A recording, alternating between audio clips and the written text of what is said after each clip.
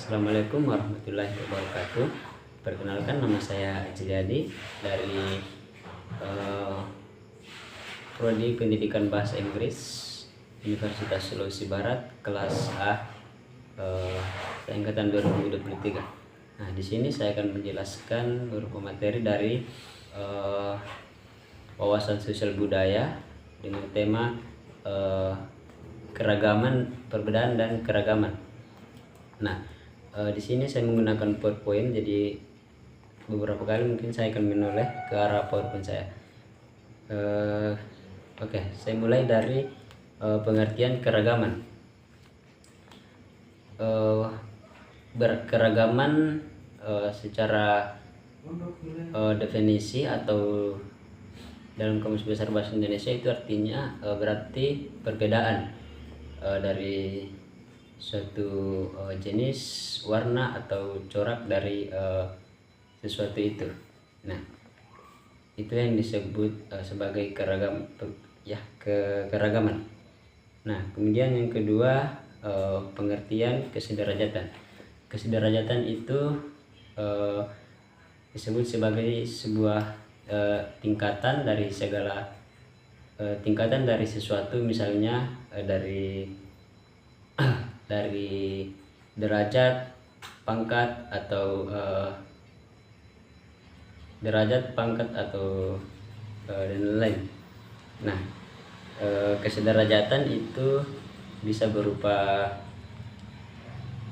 gender, bisa berupa manusia, dan juga pendidikan. Kesederajatan gender misalnya jenis kelamin, laki-laki atau perempuan. Nah, kemudian pendidikan, tingkatan pendidikan kita itu disederajatkan dari misalnya tingkatan anak didik itu dari SD, kemudian SMP dan SMA. Nah, itu sesuai dengan pasal kita diatur bahwa setiap anak-anak di Indonesia itu harus berpendidikan. Itulah yang ditegaskan di dalam undang-undang kita. Nah, kemudian manusia ini sudah kesederajatan dari manusia itu sangat banyak ya, perlu kita mungkin sebutkan satu persatu. Nah, kemudian berikutnya unsur-unsur keragaman. Unsur-unsur keragaman juga itu ada berbagai khas, yaitu keragaman bangsa, ras, agama, ideologi politik, tata krama, kesenjangan ekonomi, dan kesenjangan sosial. Nah, dari agama sendiri seperti yang mungkin sudah kita ketahui semua, unsur-unsur keragaman dari segi agama, terutama di Indonesia itu ada 6 kalau tidak salah agama yang diakui. Nah, itu juga salah satu adalah keragaman yang ada di negara kita. Nah, kemudian dari ideologi politik itu sangat jelas kita berbeda dari keragaman dari segi ideologi politik kita. Nah, kemudian dari kesenjangan ekonomi. Nah, sebelumnya kesenjangan itu adalah sebuah ketidakseimbangan dari sesuatu, misalnya kesenjangan ekonomi, ketidakseimbangan dari perekonomian. Misalnya ada yang orang kaya, ada orang miskin, itulah yang disebut kesenjangan ekonomi.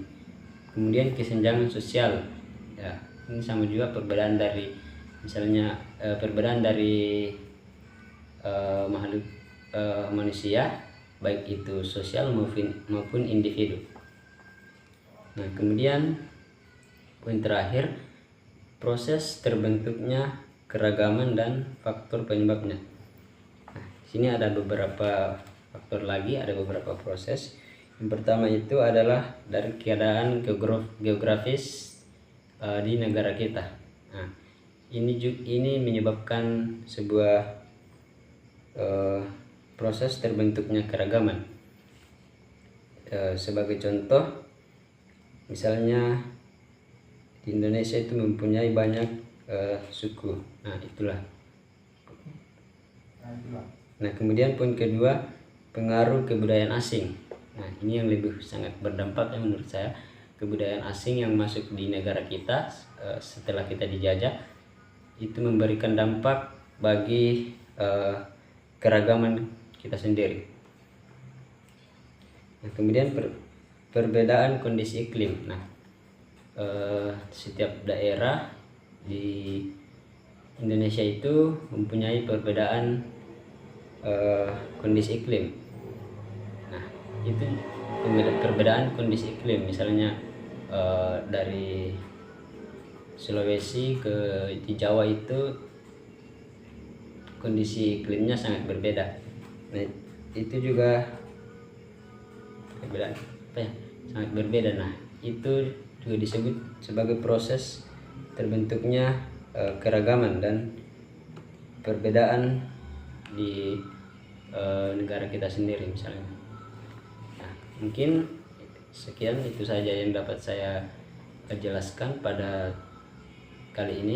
kesempatan kali ini. Lebih dan kurangnya mohon dimaafkan.